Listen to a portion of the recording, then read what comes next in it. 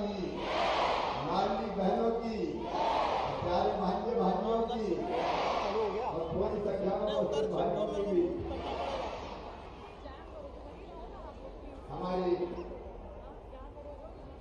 बहन क्षेत्र से विधायक पिछला वर्ग आयोग की सदस्य श्रीमती कृष्णा गौर जी, भारतीय जनता पार्टी नवनियुक्त प्रदेश के मंत्री पहले साथ में कार्यक्रम में उपस्थित हुए भाई लोकेंद्र पारसर जी, हमारे जिले के अध्यक्ष आदरणीय सुनील कचौरी जी, उपस्थित सभी वरिष्ठगण, मेरी बहनों और भाइयों, दोनों हाथ जोड़ के आप सबको प्रणाम। आप सबको निकल जाएंगे जल्दी। आपका आभार हूं। आज प्रधानमंत्री जी के मन की बात या हजारों हजार बहनों ने, क्योंकि केवल इस फ्लोर पर नहीं, तीनों फ्लोर पे ऐसे मेरी लाडली बहनें बैठी हुई है और प्रधानमंत्री जी के मन की बात सुन रही है। प्रधानमंत्री जी के मन की बात ने एक सामाजिक क्रांति लाई है, समाज सुधार के एक नया आंदोलन खड़ा किया है और अच्छे काम करने वालों को प्रधानमंत्री जी सामने लाते हैं जो दूसरों की प्रेरणा भी बन जाते हैं। लेकिन मेरी लाडली बहनों, आज मैं आपसे 10 मिनट बहुत गंभीरता से चर्चा करना चाहता हूं। अभी हमारी बहन श्रीमती कृष्णा गौर जी ने लाडली बहना की बात बताई। मुख्यमंत्री लाडली बहना, मेरी बहनों, एक सामाजिक क्रांति है। बहनों की जिंदगी में बदलाव लाने का अब तक का दुनिया का सबसे बड़ा प्रयास। और ये मैं क्यों कर रहा हूं मेरी बहनों? मैं बड़ी तकलीफ से कई बार कहता हूं, समाज में बहनों और बेटियों के साथ न्याय नहीं। एक जमाना था जब इस देश की धरती पर कहा जाता था जब नारेश्वर पूजनते रमनते तत्पर देवता।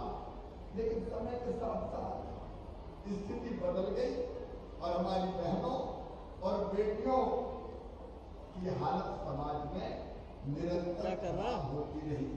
स्थिति इतनी बिगड़ी मेरी बहनों कि कई जगह तो बेटियों का जन्म ही अभिशाप बन गया।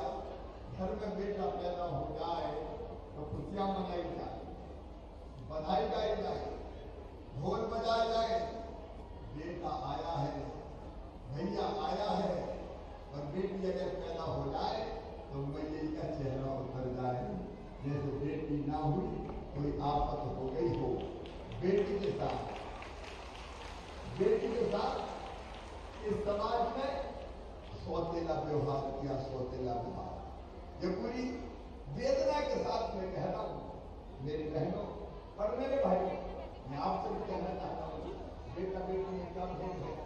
एक ही माँ की कोख से बेटा भी पैदा होता है, बेटी भी पैदा होती है। लेकिन लोग कहते हैं बेटे की तो बात अलग है। बेटा बुढ़ापे की नाती का सहारा है, कोई का दीपक है। लेकिन मेरी बहनों, बेटा बुढ़ापे की नाती का सहारा बनेगा या बुढ़ापे में लठ मारेगा, इसकी कोई गारंटी नहीं। लेकिन मैं एक बात की गारंटी ले सकता हूं कि बिटिया जब तक जिंदा रहेगी उसकी हर सांस अपने माता पिता के लिए चलेगी, अपने परिवार के लिए। बोलो सही बात है कि नहीं? जोर से बताओ। फिर बेटियों से भेद दो। हालत इतनी खराब हुई कि विज्ञान ने प्रगति की और ये पता चलने लगा कि कोख में जो पल रहा है वो बेटा है कि बेटी है। अगर बेटा है तो दुनिया में आने दो, और अगर बेटी है तो कोख कोई कत्ल खाना बना दो। बेटी को जन्म मत लेने दो, बेटी को कोख में मार दो। क्या ये पाप नहीं है मेरी बहन? क्या न्याय नहीं है? क्या अत्याचार नहीं है?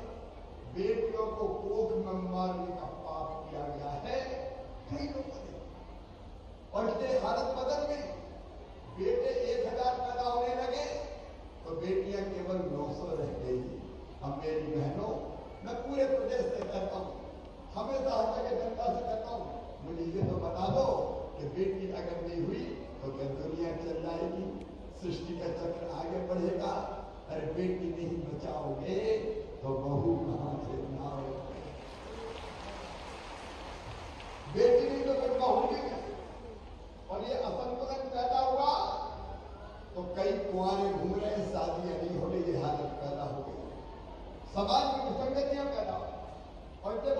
चिंता का विषय, गंभीर चिंता का। न केवल मैंने बेटियों के साथ बल्कि मेरे बहनों के साथ भी अन्याय देखा। देखो, स्त्री और पुरुष दोनों को भगवान ने बनाया। बताओ, दोनों बराबर होना चाहिए कि नहीं?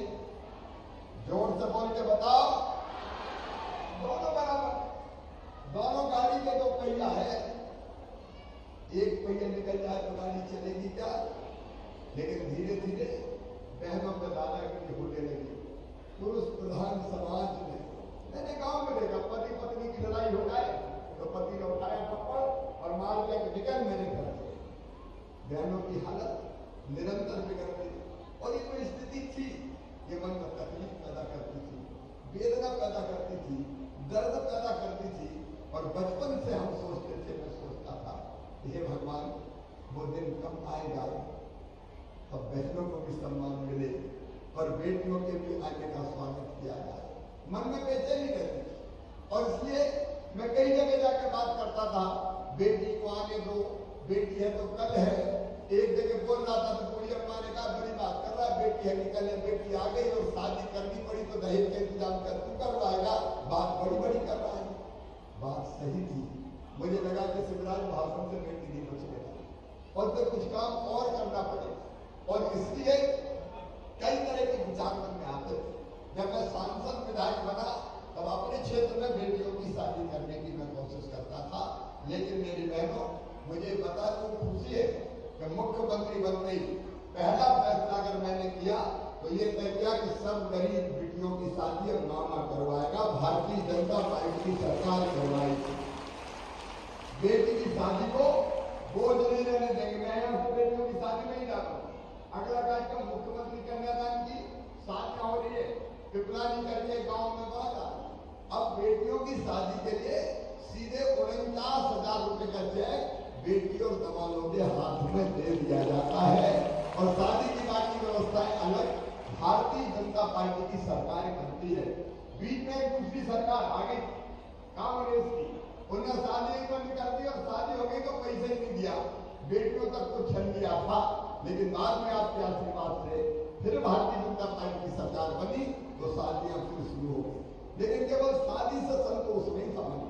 मन में बेचैनी थी कि कोई ऐसी योजना बनाए कि बेटी बोझ नहीं रहे, बेटी वरदान बन जाए। और मेरी बहनों, उसी में से निकली लाडली लक्ष्मी योजना। हमने तय किया कि बेटियां जन्म देगी तो 2 बेटियों तक उनके बेटियों के नाम से पैसा सीधे 30,000 रुपया बैंक में जमा कर देंगे।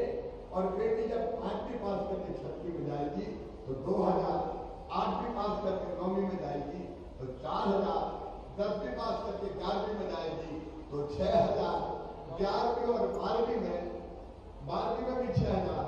और अब केवल 12वीं में नहीं, मेरी बहनों, कॉलेज में बिटिया जाएगी तो 12,500 रुपया दिए जाएंगे। जब डिग्री बिटिया प्राप्त करेगी तो फिर 12,500 दिए जाएंगे। और एक बात और सुन लेना, तुम्हारा भैया कह रहा है बेटी का एडमिशन लाडली लक्ष्मी का मेडिकल इंजीनियरिंग में भी होगा तो फीस मम्मी पापा नहीं, मामा भर पाएगा। ये लाडली लक्ष्मी योजना में 45 लाख बेटियां हैं।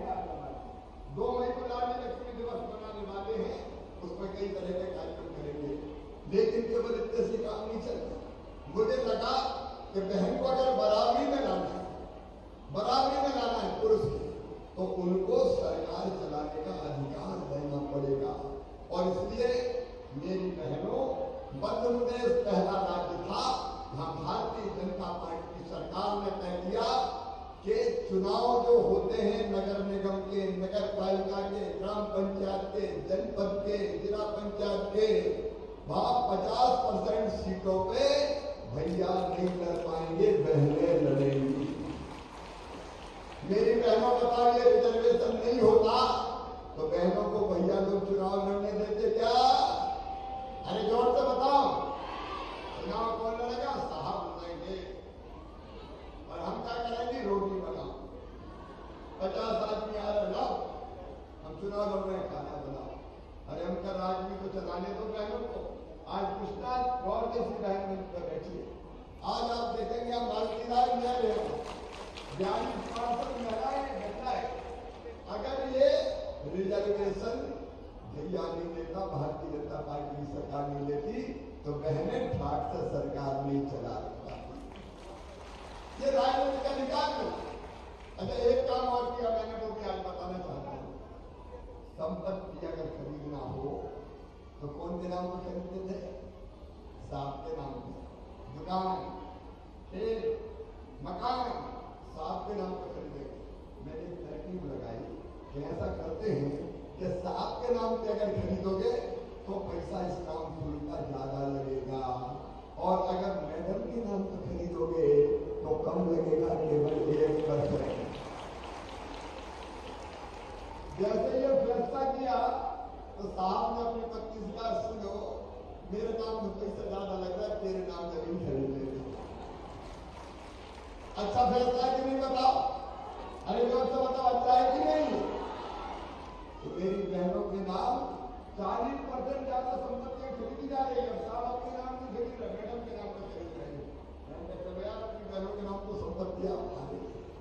एक काम और किया प्रधानमंत्री जी का, जो प्रधानमंत्री आवास योजना और बाकी चीजें, उनमें मकान हो या हम आवास के पट्टे दे रहे हैं, उनमें नाम केवल पति का नहीं होगा, उनके साथ पत्नी का भी होगा।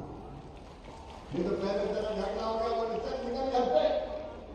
अब मकान बनेंगे तो पत्नी का भी नाम रहेगा, पलट के गए कि तुम्हारी थोड़ी मेरा भी घर है। बोलो अच्छा है कि नहीं? अरे भैया भैया बताओ ना, बहन बेटी को सशक्त करना पड़ेगा, समाज को बदल डालो। ये समाज को बदलने का अभियान चलता है। एक काम और क्या, हमने पुलिस में पहले केवल पुरुषों की भर्ती, बेटों की भर्ती होती थी। अब आप बताओ, थाने में अगर रिपोर्ट लिखाने जाना हो और पुरुष बैठा हो, थानेदार या पूछताछ करने वाला, बहनें खुल के बता पाएगी क्या? उसको नहीं बता पाएगी। और इसलिए मैंने एक फैसला किया कि पुलिस की भर्ती में भी 30% भर्ती केवल बेटियों की होगी। आज हम जगह जगह देखो, अगल बगल में कितनी बेटियां खड़ी है, पुलिस की यूनिफॉर्म में खड़ी रह के कानून और व्यवस्था की स्थितियां आज हमारी बेटियां संभाल रही है। तुम्हें पता नहीं है मेरी बहनों, कितना विरोध हुआ, पुलिस के बड़े बड़े अफसर नहीं, सब कवाड़ा हो जाएगा, इतनी लड़कियां कानून व्यवस्था कैसे संभालेंगी? अरे इनका वो दुर्गावती और झांसी की रानियां हैं, और दुनिया की हमारी बेटियों की भर्ती हो रही है। शिक्षक जैसी नौकरी में 50% रिजर्वेशन बेटियों का दर्जा। आप भी बेटा बनो, आप भी बेटी बनो, ताकि बेटियां भी सशक्त होती चली जाए। बोलो अच्छा किया कि नहीं किया? लेकिन इतने से चैन नहीं था। मेरी बहनों एक बेचैनी मन में थी, मेरी गरीब बहनाएं, निम्न मध्यम वर्ग की बहनाएं, कहीं को अगर 1000 रुपया की जरूरत पड़ता है, आप सोच के देखो, मायके जाना है तो मन में आता है भैया की बेटा बेटी की कुछ तो ले चले, कहेगा बुआ आई, बुआ आई, बुआ कल आई। और आपने कहा साहब से खिला कर हमारी बिचारी पैसा तो दे दो, तो साहब ने मुंह बिगाड़ के कहा कि जब देखो पैसे मांगती रहती नहीं है, मैं कहां से ले, तो मुंह बना के रह जाती। अरे ये बात नहीं सुनो, अपना बेटा बेटी, छोटा सा नन्हा बेटा बेटी माँ की गोद में आ जाए और माँ ये खिलौना दिलवा दे, तो बताओ खिलौना दिलवाने की इच्छा होती कि नहीं होती? अरे सबकी होती है कि नहीं? बेटा का मम्मी का आइसक्रीम का पैसा ला, मम्मी मन पर रह गई क्योंकि पास में पैसा नहीं है। बेटे का मम्मी कापी दिला दे, बेटी का मम्मी किताब दिला दे, माँ मजबूर हो जाती थी कि पैसा कहाँ लाऊं। मेरी गरीब बहनाओ, तुम्हारा ये दर्द मुझसे देखा नहीं जाता था। मैं सोचता था कि बहुत सी योजनाएं तो बनी है, लेकिन एक ऐसी और योजना बना सरकार जो बहनों की, गरीब बहनों, निम्न मध्यम वर्गीय बहनों की जिंदगी और बदल दे, उनकी आंखों में आंसू ना रहे, उनके चेहरे पर मुस्कुराहट आ जाए। मेरी बहनों में सोचता रहा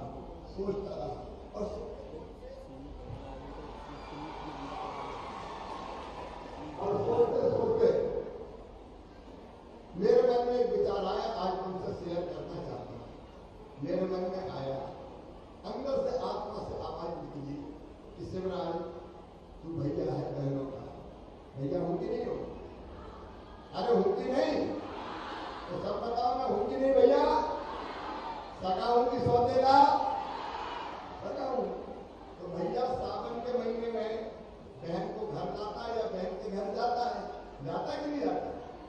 और राखी बंधवाता है, और राखी बंधवाने के बदले कुछ न कुछ बहनों को देता है। 100 रुपया देंगे, 500 रुपया देंगे, कपड़े दिलाएंगे, साड़ी दिलाएंगे, देता है ना भैया। तो अंदर से मेरे भी आवाज आई कि भैया तो तू भी है और मुख्यमंत्री हो गया है, तो तू भी तो बहनों को कुछ दे। तो मैं सोचता रहा, फिर मन में एक बात हो रही कि साल में एक बार देने से काम नहीं चलेगा। एक बार देने से काम चलता क्या? अरे बात कर रहे हैं सब, बोलो चलता क्या?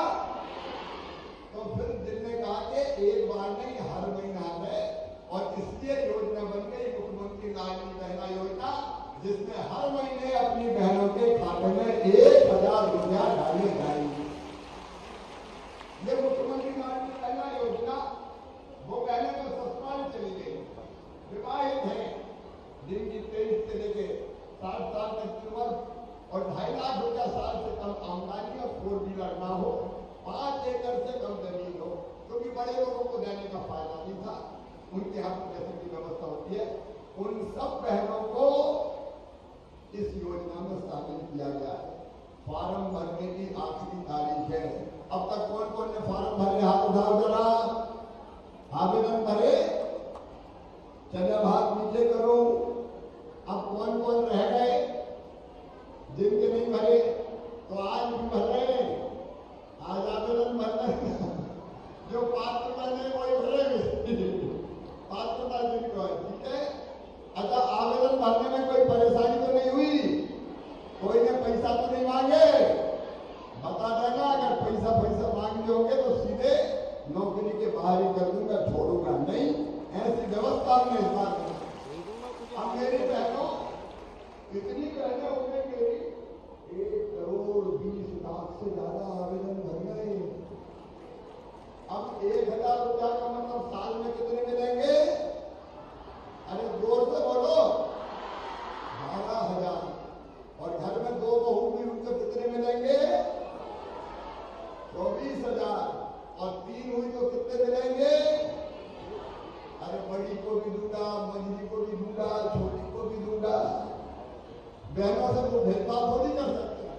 अब एक को 12,000 रुपया साल, तो 1,20,00,000 तो कितने रुपये लगेंगे जरा सोचो। 15,000 करोड़ का तो बिल बन जाए, 15,000 करोड़ का, और हमें पड़ेगा। और बताओ, 15,000 करोड़ से ज्यादा रुपया बहनों के खाते में आएगा तो बहनों की जिंदगी बदलेगी कि नहीं बदलेगी? जोर से बताओ, बदलेगी कि नहीं? अरे घर में भी बदल जाएगी, सास भी कहूँ कहेगी, बहू के 1000 रुपया महीना दवा देंगे, जरा रोटी में घी चुपड़ दो। अच्छा, उल्टी बात हो जाएगी। अभी तक तो पतिदेव से पैसा मांगते थे साहब, अब किसी दिन पतिदेव घर में लटका के आए तो मैं महिला के बारे में ये कह सकता हूँ कि वो ना तो बच्चों का दुख देख सकती, ना पति का दुख देख सकती। पति ने भले ही कितना बड़ा व्यवहार किया, लेकिन पति मुंह लटका के आया तो दुख देखा नहीं जाएगा। और पूछोगी, बता तो आज बात क्या है, उदास क्यों बैठे हो पप्पू के पापा? क्योंकि मेरा नाम धीरे नहीं देगा। और धीरे से बोले क्या करूं, पैसे की बड़ी जरूरत थी, पैसे का इंतजाम नहीं हो रहा, बहुत परेशान हूँ। तो मुझे पता पहले सब पैसा खर्चा थोड़ी करेंगे, फट से निकाल के लाएंगे और कहेंगे चिंता मत करो, ले जाओ, मैं तो हूँ क्या तो चिंता करते हो। तो पति का सहारा भी पत्नियां बन जाएगी, परिवार में इज्जत बढ़ जाएगी। देखो मेरी बहन, पैसे से आत्मविश्वास आता है। पैसा हाथ में होते तो विश्वास आता है कि नहीं? जोर से बताओ। पैसे से इज्जत भी बढ़ती है। पैसा नहीं हो तो कहते हैं लक्ष्मी इधर आ रे, और पैसा हो गया तो सेठ लक्ष्मी चंदी पधारिए। ये पैसे का तरीका। तो पैसा हमारी इज्जत भी बढ़ाएगा, पैसा हमारा आत्मविश्वास भी बढ़ाएगा। और ये मुख्यमंत्री लाडली बहना योजना मेरी बहनों की जिंदगी बदलेगी, बहनों की जिंदगी में बदलाव होगा। बताओ कैसी योजना है? सब बताओ कैसी योजना है? तो सुनो, मई में फार्मों की जांच हो जाएगी और 10 जून कौन सी तारीख? 10 जून को पहली बार आपके खाते में पैसा डाला जाएगा। 10 जून नोट करें और 10 जून का दिन खाली नहीं रखना। वो महिलाओं की जिंदगी में क्रांति का दिवस है। उस दिन खुशियां मनाएंगे, भजन हो, ढोलक बजे, गीत गाए जाए और रात में घर में दीपक भी जलाए जाए। आज से जिंदगी में बदलाव की शुरुआत है। और एक बात और सुनो मेरी बहन, केवल 1000 में हम महिला स्वास्थ्य सहायता समूह बना। मेरी बहनों, हम गरीबी में जीने के लिए पैदा नहीं हुए। संकल्प करो, हम गरीब नहीं हैं। हम अपनी आर्थिक स्थिति बदलेंगे और आर्थिक स्थिति बदलने के लिए भारतीय जनता पार्टी की सरकार आपके साथ चाहिए। भैया आपके साथ बड़ा चिंता मत करना। हम शहरों में भी अब स्वयं सहायता समूह बना रहे, सेल्फ हेल्प ग्रुप बना रहे। आपके मोहल्ले में भी सेल्फ हेल्प ग्रुप बनेगा। उस सेल्फ हेल्प ग्रुप का रजिस्ट्रेशन होगा, उसका बैंक से लिंकेज करवाएंगे, काम धंधे के लिए पैसे दिलवाएंगे और पैसा भी केवल 2% ब्याज पे, बाकी ब्याज भैया भरवाने का काम करेगा। मैं चाहता हूं मेरी बहनों, केवल घर के खाली बासन चौका नहीं, बहनें अब घर से निकल पड़े और खुद का काम धंधा भी शुरू करें। गरीब नहीं रहेंगे। कब तक आंसू बहाएंगे? नारी तुम केवल अबला हो, ये पुराने जमाने में कहा गया होगा। अब मैं कहता हूं नारी तुम नारायणी हो, तुम सब कुछ कर सकते, तुम सब कुछ कर सकते।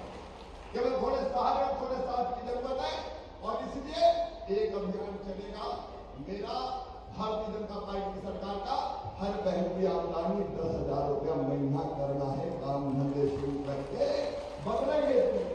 हम रोने के लिए ज्यादा छोटे आंसू बहाने की हमारी जिंदगी नहीं है। हम भी बदलेंगे, परिवार भी बदलेंगे और मुख्यमंत्री लाडली बहना योजना इसकी शुरुआत होगी। मेरी बहनों, आप सबको बहुत बहुत शुभकामनाएं। मैं भगवान से यही प्रार्थना करता हूँ कि बहनों के सारे आंसू मैं पी जाऊं। भगवान इनकी जिंदगी में केवल सुखी, इनकी जिंदगी में आनंद और प्रसन्नता, इसके लिए हमको मिलकर काम करना होगा। मैं तैयार हूं, आप तैयार हैं क्या? सब तैयार हैं क्या? एक सामाजिक क्रांति होगी मध्य प्रदेश की धरती पर। सामाजिक क्रांति, गंगा गीता गायत्री है नारियां, सीता सत्या सावित्री है नारियां, दुर्गा लक्ष्मी सरस्वती है नारियां। हम मजबूर नहीं रहेंगे, मजबूत बनेंगे और आगे बढ़ेंगे। भैया और भारतीय जनता पार्टी की सरकार तुम्हारे साथ है। बोलिए मेरे साथ चलने को तैयार हो? सब मिलकर चलेंगे, सब मिलकर काम करेंगे, भैया के साथ रहेंगे। तो एक बार अपनी अपनी जगह सब खड़े हो जाए और संकल्प लें कि हम मजबूर नहीं रहेंगे, मजबूत बनाने के अभियान में शामिल होंगे। भैया बहन और सरकार भारतीय जनता पार्टी की मिलकर साथ चलेंगे ताकि हमारी जिंदगी बदल पाए। और ये संकल्प लेने के लिए उठाइए दोनों हाथ, मांगे दोनों मुट्ठी और मेरे साथ बोलिए भारत माता की, भारत माता की, लाडली बहनाओं की। फूलों का तारों का सबका कहना है, एक परिवार में मेरी कहना है, सारी उम्र हमें संग रहना है। फूलों का तारों का सबका कहना है, लाखों हजारों में मेरी कहना है, सारी उम्र फूलों का तारों का और मेरे पास आ कह दो कहना है, एक हजारों में मेरी कहना है, सारी उम्र हमें संग रहना है। फूलों का तारों का। भारत माता की जय।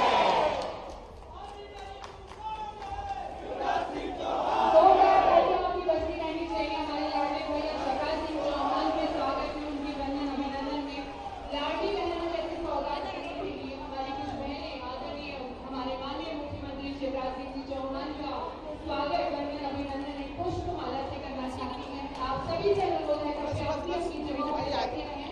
हमारी उपस्थिति में यहाँ आकर आदरणीय हमारे माननीय मुख्यमंत्री जी का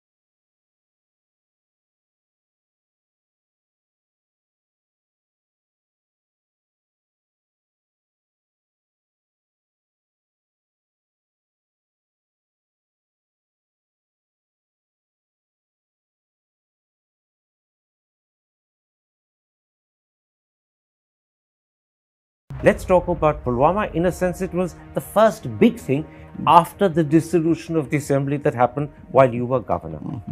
CRPF people asked for aircraft to ferry their people because इतना बड़ा कॉन्वॉय कभी रोड से नहीं जाता है। आपसे पूछा था? जी, आपसे ये मेरे से नहीं, जो जिससे कंसर्न थे, होम मिनिस्ट्री से पूछा, राजनाथ जी के यहाँ, दे रिफ्यूज टू गिव। अगर मेरे से पूछते तो मैं एयरक्राफ्ट देता उनको, कैसे भी देता। 5 एयरक्राफ्ट की जरूरत थी सिर्फ, उनको एयरक्राफ्ट नहीं दिया गया। ये आप इम्पोर्टेंट चीज कह रहे हैं, होम मिनिस्ट्री से इजाजत मांगी एयरक्राफ्ट के लिए and home ministry refuse to give. Yes, and I told it to the prime minister same evening कि ये हमारी गलती से हुआ है, अगर हम एयरक्राफ्ट दे देते तो ये नहीं होता। तो उन्होंने मुझे कहा कि तुम अभी चुप रहो। पर जब आप कहते हैं कि प्रधानमंत्री के लोग हैं और उनके नाम भी आपने दिए, हसीन द्राबू, अंबानी, राम माधव, ये काफी करीब है प्रधानमंत्री के। ऑफ कोर्स सब तो करीब थे। इज द प्रधानमंत्री also involved? No, he was not involved, but मैं आपको ये बता शक तो लगता है ना, सेफली कह सकता हूँ कि प्रधानमंत्री जी को करप्शन से कोई बहुत नफरत नहीं है। ये आपने बड़े कमाल की चीज कही है। आपने कहा मैं सेफली कह दूं कि प्रधानमंत्री को करप्शन से कोई नफरत नहीं है। आज के बयान के बाद जी, सरकार की आपके लिए नफरत बढ़ेगी, क्योंकि आपने खुला कहा कि मोदी साहब हैज नो नफरत विद करप्शन। हाँ, मैं तो इसको, वो बहुत नाराज होंगे आपसे। कितने ही नाराज हों, जो फैक्ट है वो फैक्ट है। देखिए, नरेंद्र मोदी जी के बारे में मेरी वो ओपिनियन नहीं है जो सारी दुनिया की है। मैं बहुत सारी चीज़ें, जैसे मैं जब भी उनसे मिला, he is very ill informed person, उनको कोई जानकारी नहीं। इल इन्फॉर्म्ड का मतलब हुआ ignorant.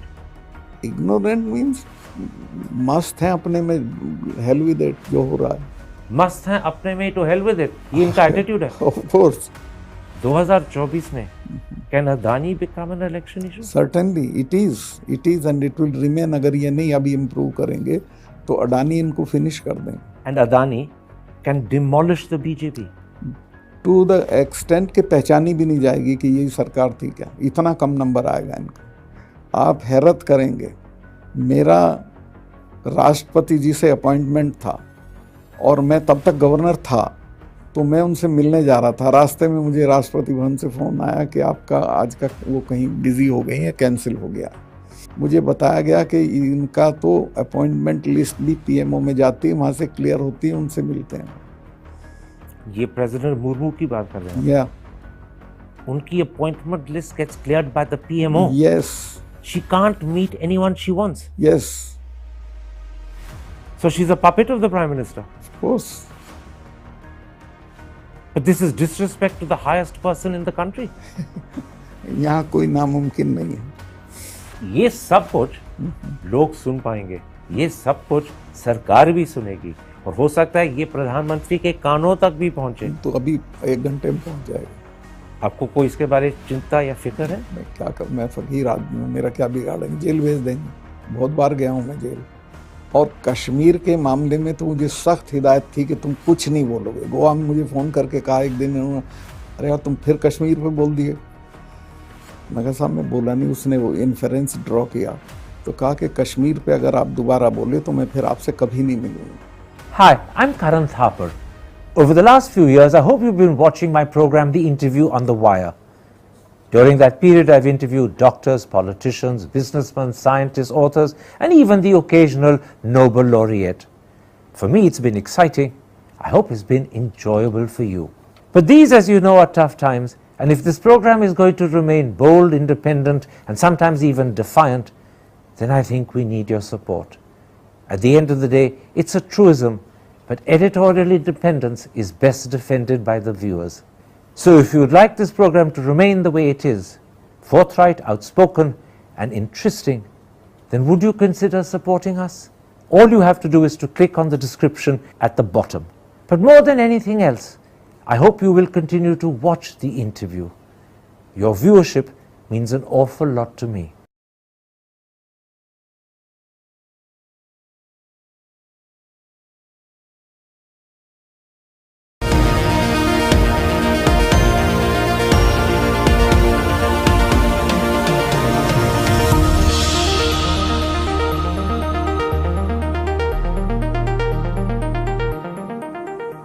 Hello and welcome to a special interview for The Wire.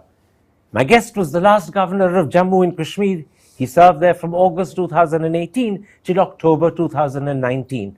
14 tumultuous months which saw not only the Pulwama crisis, but more importantly, the abrogation of Article 370.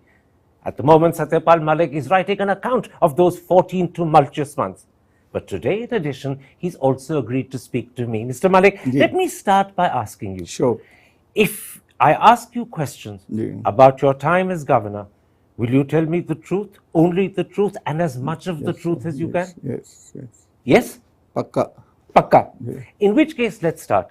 You took over as governor of Jammu and Kashmir in August 2018, and at the time the state was under president's rule. Yeah. 3 months later, when Mehbooba Mufti was desperately trying to call you to tell you that she had got support from Congress and the National Conference, and as a result she had 56 people supporting her in an 87-member assembly, not only did you refuse to take her call, but it was claimed that the fax machine in your residence had not received her letter. And yet, literally minutes later, you dissolved the assembly. Why did you do that? Were you under pressure from Narendra Modi not to let her form a government? I was not even touch with him. It was Eid का दिन था, छुट्टी थी, मेरा रसोइया भी छुट्टी पे था. There was nobody to man fax or anything in my office. I reached there at 4 o'clock. I was in Delhi. I reached there at 4 o'clock. और वहाँ मेरे चीफ सेक्रेटरी और जो उनका हमारा इंटेलिजेंस का चीफ है वो सब आए और उन्होंने कहा कि इनकी मेजॉरिटी है और अगर ये लेटर भेज देंगे तो करा दीजिए, क्या दिक्कत है, मैं बिल्कुल करा दूंगा. लेकिन नियम क्या है, सरकार बनाने के लिए ट्विटर से सरकारें नहीं बनती करण साहब. सरकार बनाने के लिए ज़रूरी है कि वो पार्टी जो सरकार बनाना चाहती है उसकी मीटिंग हो, वो मीटिंग करके डिसाइड करे कि महबूबा हमारी नेता होंगी.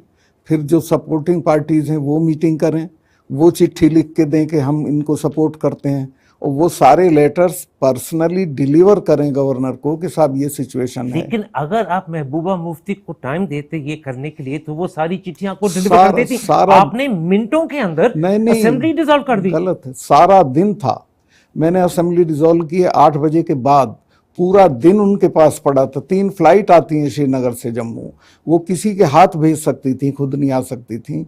अच्छा, मेरा फैक्स खराब था तो उनके जानने वालों के बहुत के फैक्स ठीक होंगे, उनके यहाँ भेज देते, वो फैक्स मुझे राजभवन में डिलीवर कर देते। लेकिन मलिक साहब, ताज्जुब की बात यह है कि आपके चीफ सेक्रेटरी मानने थे कि अगर उनके पास मेजॉरिटी है तो सरकार बनाने दीजिएगा, क्या हर्ज है? अभी अभी आपने यही चीज हाँ की हाँ है। बिल्कुल।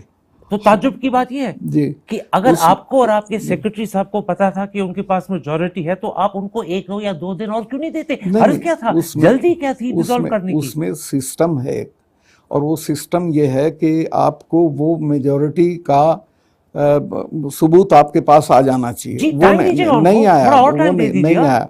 उसमें अपने फारूक अब्दुल्ला साहब की पार्टी ने कहा कि हम दिल्ली जा रहे हैं, कल तय करेंगे। गुलाम नबी आज़ाद ने कैटेगोरिकली कहा नहीं कि हम सपोर्ट करते हैं। सिर्फ महबूबा कह रही थी कि मेरे पास मेजॉरिटी है। तो मेरा काम अगर ये था कि मुझे किसी भी हालत में उनकी सरकार बनवानी है तो ठीक है, लेकिन no forgive me, it's not किसी भी हालत में उनकी सरकार बनानी है। It's a different issue. If Mehbooba claims she has a majority and your chief secretary himself says that it's possible she does, then give her the time to establish it. Give her a day or 2. You are the governor, and it is your duty to allow someone who claims they have a majority enough time to show they do. That time wasn't given. Within hours you dissolved the assembly. No मुझे उनका ये तो मुझे मालूम था कि उनकी majority है, पर कोई क्लेम उनका मुझे नहीं हासिल हुआ था। पर टाइम दे दीजिएगा क्लेम के लिए। मतलब मैं उनका इंतजार करता रहूं कि वहां तो हॉर्स ट्रेडिंग चल रही थी बड़े पैमाने पे। ये खुद शिकायत करती थी कि जल्दी से असेंबली डिसॉल्व करो, हमारे एमएलए तोड़े जा रहे हैं, दबाव डाला जा रहा है। फारूक खुद शिकायत करते थे। आपको पता उन्होंने क्या ट्वीट किया? मैं उनका ट्वीट आपको पढ़ के सुनाऊंगा। जी जी बताएं। वो लिखती हैं, in today's age of technology it's very strange that the fax machine at His Excellency the Governor's residence didn't receive our fax but swiftly issued one regarding the assembly dissolution. She's clearly suggesting that the claim that the fax was not received in your residence is a lie. She's clearly saying कि governor साहब या उनका दफ्तर झूठ बोल रहा है। नहीं गलत है। Nobody was manning my fax machine, और हमने जो भेजा है बाकी जगहों को जब कि असेंबली डिसॉल्व हो गई, वो फैक्स से नहीं भेजा, फोन करके बताया। मुझे ये बताइएगा कि ये वाकई हकीकत है कि गवर्नर साहब के घर में फैक्स मशीन पे कोई बैठा नहीं था? क्योंकि ऐसी चीज कॉमेडी शोज में होती है, गवर्नर साहब के रेजिडेंस में तो होता नहीं। वाकई हकीकत है। ईद की छुट्टी में बता रहा हूँ ना, मेरे रसोईया भी ड्यूटी पे नहीं था। ईद की छुट्टी मतलब आप ईद के दिन भूखे रहे? जी, आप ईद के दिन भूखे रहे? नहीं, मैं तो क्यों भूखा रहता, वो एक जो असली रसोईया वो नहीं था तो कोई दूसरा बना देगा खाना। तो बट मैं बता रहा हूँ, ये चीज फैक्स के लिए भी इस्तेमाल हो सकती है। अगर असली फैक्स वाला नहीं था तो कोई और बैठ जाएगा वहां पे। नहीं, अगर मेरा काम यही हो कि मैं महबूबा के फैक्स का इंतजार कर रहा हूँ तो मैं करूँ। महबूबा के पास फैक्स से ज्यादा साधन थे मुझे रीच करने के। वो किसी को भेज सकती थी, अपने किसी आदमी के यहाँ फैक्स कर देती। Let me put it like this, ji Governor Saab, you understand the constitution better than me. You ended up dissolving an assembly which was viable and which could have formed a majority government. That is not only unconstitutional, it's the worst mistake a governor can make, and yet you did it. You didn't give the time needed to show there was a majority, and clearly there was. 56 out of 87 is a huge majority. Let me tell you frankly, Farooq, महबूबा 1 हफ्ते से रोज मुझे कह रहे थे कि आप assembly dissolve कर दो क्योंकि हमारे एमएलएस तोड़े जा रहे हैं, उन पे दबाव डाला। ये आपने पहले तो कभी कहा नहीं, ये पहली बार आप कह रहे हैं? नहीं, मैं डिसॉल्व करने के फौरन बाद जो प्रेस कॉन्फ्रेंस हुई उसमें भी कहा। मैं कही तो खुद कह रहे थे कि डिसॉल्व करो, हमारे एमएलए तोड़े जा रहे हैं, हॉर्स ट्रेडिंग हो रही है। मुझे ये बताइएगा, are you proud of what you did or do you regret not giving Mehbooba more time? No, not at all. I don't regret. If they were incompetent, I am not responsible for that. मुझे सरकार बनानी होती तो मेरे 6 आदमी गए हुए होते वहाँ चिट्ठी लेके, गवर्नर के गेट पे थोड़े रोक देता मैं। So you're saying Mehbooba was incompetent? Incompetent. And she is putting the onus of blame on you to cover up her incompetence. नहीं, मेरी जिम्मेवारी नहीं है कि अगर आपको ये पता नहीं है सरकारें कैसे बनती हैं तो मैं आपको बताऊं। आपका आदमी अगर चिट्ठी लेके पहुंच जाता, और जम्मू से श्रीनगर बहुत दूर नहीं है, 3 फ्लाइट्स आती हैं, आप किसी अपने जानने वाले के यहाँ फैक्स कर देते, वो मुझे डिलीवर कर देता आपकी चिट्ठी। She says that she tried to call you and you refused to take the call. मेरा तो आप मुझे करके देखें, 2 बजे भी मैं अपना फोन कॉमन कश्मीरी भी ये नहीं कह सकता कि मैं फोन खुद नहीं उठाता. तो मतलब ये आप कह रहे हैं कि महबूबा is lying when she said she tried to Of call you? course she is lying. She never called me in that period of time. Let's then jump 3 months to February 2019 when Pulwama happened. Let's talk about Pulwama. In a sense, it was the first big thing after the dissolution of the assembly that happened while you were governor. There were adverse intelligence reports right through January, and I believe even up till the middle of February. And yet, despite those reports, 1,000 CRPF Jawans traveled by road in a huge convoy, which was a sitting target. You were governor at the time. Yes. How is it that this was permitted to happen? It was clearly Let for trouble. Let me tell you the facts. CRPF people asked for aircraft to ferry their people because इतना बड़ा convoy कभी road से नहीं जाता है. आपसे पूछा था? जी, आपसे ये मेरे से नहीं, जो जिससे कंसर्न थे, होम मिनिस्ट्री से पूछा, राजनाथ जी के यहाँ. They refuse to give. अगर मेरे से पूछते तो मैं एयरक्राफ्ट देता उनको, कैसे भी देता. 5 एयरक्राफ्ट की जरूरत थी सिर्फ, उनको एयरक्राफ्ट नहीं दिया गया. ये आप इंपॉर्टेंट चीज कह रहे हैं. होम मिनिस्ट्री से इजाजत मांगी एयरक्राफ्ट के लिए and home ministry refuse to give. Yes, and I told it to the prime minister same evening कि ये हमारी गलती से हुआ है, अगर हम एयरक्राफ्ट दे देते तो ये नहीं होता. तो उन्होंने मुझे कहा कि तुम अभी चुप रहो. मतलब प्राइम मिनिस्टर ने कहा कि हमारी गलती के बारे में मैंने उनको कहा कि ये हमारी गलती है, और उन्होंने कहा और इसके बारे चुप रहो. मैं ये बोल भी चुका था एक दो चैनल को या इसको, तो उन्होंने कहा ये सब मत बोलो, ये कोई और चीज है, हमें बोलने दो. मैं कहा ठीक है.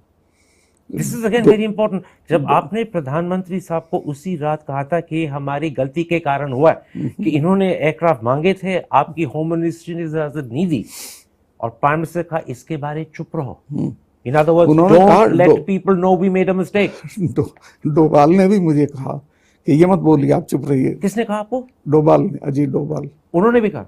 वो मेरे क्लास फेलो रहे हैं, तो मेरे से कुछ भी बात कर सकते थे. और उनका सतपाल भाई ये मत कहो. So what you're saying? मुझे लग गया था, मैं आपसे शेयर कर सकता हूँ, मुझे लग गया था कि अब ये सारा ओनस पाकिस्तान की तरफ जाना है, तो चुप रहिए. मतलब ये एक तरह की सरकार की चालू पॉलिसी थी कि blame Pakistan, exactly, and we will get credit and it will help our election. Exactly. But you said two very important things. जी. The prime minister knew because you had told him ये हमारी गलती के कारण हुआ है. मुझे बिल्कुल याद है, he was in national Corbett park, अपना शूटिंग करा रहे थे. वहाँ फोन नहीं होता है, वहाँ से बाहर निकल के ढाबे से उन्होंने मुझे फोन किया, सतपाल क्या हुआ. मैं कहा साहब ऐसे ऐसा हुआ, मैं तो बहुत दुखी हूँ, ये सिर्फ हमारी गलती से हुआ, अगर हम एयरक्राफ्ट दे देते तो ये नहीं होता. तो उन्होंने कहा कि इस पे चुप रहिए आप. और डोभाल साहब ने भी कहा चुप रहिए. हाँ, चुप रहिए. In an interview to a YouTube channel, Yeah. you said that the route was not properly sanitized, security was not proper. Of course it was not. पूरे रूट में 8-10 लिंक रोड मिलती हैं, in specifically in that area. एक भी जगह जहाँ वो मिलती है वहाँ that should be manned by some Gypsy और something, so that nobody can enter that route. Nothing was done. जो भी लिंक रोड थे वो unmanned, all of them. Almost link road थे कुछ अराउंड 8-10. 8-9 लिंक रोड जी, वो unmanned. This is a huge security lapse. This also I told them, मगर this was our lapse, because हम तो लूप में थे नहीं. CRPF was doing on their own. In your YouTube interview आपने कहा यहाँ पे इनकॉम्पिटेंस थी, यहाँ पे लापरवाही थी. किसकी इनकॉम्पिटेंस, किसकी लापरवाही? ये होम मिनिस्ट्री की थी और उनके जो सीआरपीएफ के लोग हैं उनकी. दोनों की. CRPF and home ministry. And home ministry came under Rajnath Singh. अब whosoever was there, I don't know. He was Rajnath Singh. And that means the buck stops with Rajnath Singh, who was home minister. Of course. He carries the blame. If I was a home minister, I would have carried the blame. If you were home minister after this, would you have resigned? Pardon? If you were home minister after this, would you have resigned? वो तो सबका अलग अलग. लेकिन आप अपना बताइए. मैं तो छोड़ देता. छोड़ देते. After Pulwama happened, it was a great tragedy in the life of nation. 40 valuable Jawans were sacrificed due to our incompetence. आपने एक और बहुत महत्वपूर्ण चीज कही थी 3-4 मिनट पहले। ये आपने कहा था कि आपको एकदम पता लग गया जब प्रधानमंत्री साहब और दोवल साहब ने आपको कहा कि इसके बारे में चुप रहो, that they were planning to blame Pakistan because they felt it would help their election chances. Was Pakistan or Pakistani militants or Pakistani tanzeems actually responsible, or did we make that up? The amount of explosive was provided to that fellow that cannot be done internally. That was Pakistan only who arranged it. But the shameful thing was on our part also. मैं भी गलती मानता हूँ कि we could not locate. A car was running around in the villages with that kind of उतनी सारा विस्फोटक लेके घूम रहा। लगभग 300 किलो कहा गया अखबारों में। हाँ, बहुत, वो पूरी गाड़ी भरी हुई थी। और ये गाड़ी कश्मीर के गांव में और कश्मीर के रास्तों पे was running around, उसी एरिया में घूम रही थी। कितने दिनों के लिए? मेरा ख्याल है 10-12 दिन तो थी। 10-12 दिन के लिए a car loaded with 300 kilos of RDX was traveling around the villages and roads of Kashmir and no one knew. No one knew, no one intercepted. Well, this is a terrible intelligence failure as well. 100%. 100%. So we have a security lapse, which is that convoy, the roads not being manned, and then an intelligence lapse as well. Yes. So the incompetence is the incompetence of the Indian system. Yes. आप हाँ कह रहे हैं? हाँ, मैं भी जिम्मेवार हूँ उसके लिए, because I was the head of the state at that point of time. The whole Indian system failed. Everybody failed in that case. From the Home Minister down. Everybody. There were reports in the papers a few weeks or months afterwards that a senior police officer called Devinder Singh had some sort of conspiratorial role to play. You have said that you knew him personally. Who is Devinder Singh and what was his role? Devinder Singh was a police officer who generally met me on airport when I landed there. Whenever I landed, he was there. He was very pleasant, very nice. I never knew that he has got some connection somewhere. But he did have a role to play? In this, he did not have any role to play. So those stories that he had a role to play in what happened at Pulwama? No. He was not that sort of anti-national person. So those stories about Devinder Singh are wrong? Are wrong. Absolutely. Tell me something, Malik Sahab. Yeah. Will we ever know the full truth of what happened at Pulwama? Yes, we can. वो तो government के पास सब होगा, ऐसा नहीं, इनको पता नहीं। लेकिन गवर्नमेंट ने हिंदुस्तान के सिटीजन्स को तो बताया नहीं। अब कोई जरूरी नहीं होता, 100 चीज नहीं बताती सरकार तो। और अगर बताएं, they will be incriminating themselves क्योंकि उनकी ही गलतियां निकल जाएंगी। Of course. So the government has actually good reason to keep quiet and to hide it. Government have good reason to hide it and to use it for some other purposes. And the tragedy was used for something else. ये आपने पहले भी कहा, फिर दोहरा रहा हूँ. It is my conviction that instead of going to the root cause of the matter, we shifted the blame somewhere else. You're saying Mr. Modi deliberately, consciously used Pulwama for election benefit. मैं इस भाषा में नहीं कह सकता जिसमें आप अपनी भाषा में कहिए। मेरी भाषा में यही है कि हमने उस पूरी घटना की तह में जाने के बजाय, या हो सकता है तह में गए हो, हमें मालूम हो, फिर भी पॉलिटिकल लोग हैं, हम अपने फायदे के लिए चीजों को दूसरी तरफ कर देते हैं। लेकिन फायदे के लिए इस्तेमाल किया गया मोदी साहब ने। मुस्कुरा रहे हैं आप?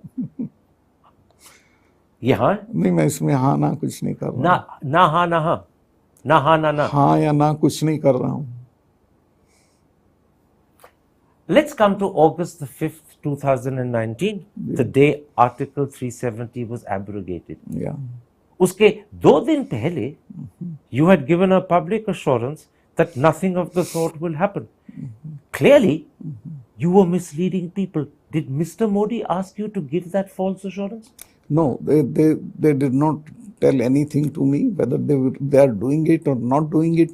I only said when Mehbooba went to see me, came to see me, I told her कि ये कोई ऐसी चीज़ नहीं है कि जेब से कागज़ निकाल के ये कर देंगे। पार्लियामेंट में आएगा, पार्लियामेंट चल रही है, 11 बजे पार्लियामेंट में रखेंगे, शाम तक पास होगा। अभी मुझे कोई जानकारी और नहीं थी, मुझे ईमानदारी से कोई जानकारी नहीं थी। Let me quote to you जी what you said to ANI, and there's a video, so these are your words. आप वीडियो पे कह रहे हैं, only rumor mongering is going on. Yeah. Till today, और ये 3 तारीख को आपने कहा है, Yeah. till today I have no inclination, no information. I have talked to everybody in Delhi. ये ध्यान से सुनिए sir, I have talked to everybody in Delhi and nobody has given me any hint that they will do this or that. Somebody says there will be trifurcation, somebody says Article 35, Article 370. और अब और भी ध्यान से सुनिए sir, nobody has discussed these things with me, either the Prime Minister or Home Minister. I can say it on oath, what I said. इसका मतलब है sir, only one of two things. Either the Home Minister and Prime Minister did not tell you and you weren't in the loop. That raises questions about whether they trusted you. Or, since you are the governor and it's President's rule, you were aware, but you're not telling the truth. No, There no, can only no. be one or two. वो मेरी बनावट नहीं है कि मुझे मालूम हो और मैं उसको तो इतना आपको हाइड बिल्कुल कुछ नहीं पता था। कुछ नहीं पता था। मुझे सिर्फ एक दिन पहले शाम को होम मिनिस्टर का फोन आया और उन्होंने कहा सत्यपाल मैं एक चिट्ठी भेज रहा हूँ, सुबह उसे अपनी उससे कमेटी से पास करा के 11 बजे से पहले भेज जब देना। आप कहते हैं एक दिन पहले फोन आया, इसका मतलब है फोन 4 तारीख को आई थी। 4 तारीख की रात में। इसका मतलब है 3 को जब आपने ANI से बात की तो कुछ नहीं पता कुछ था। नहीं पता था, मैं झूठ नहीं बोलता इन चीजों में। Shouldn't you have been informed?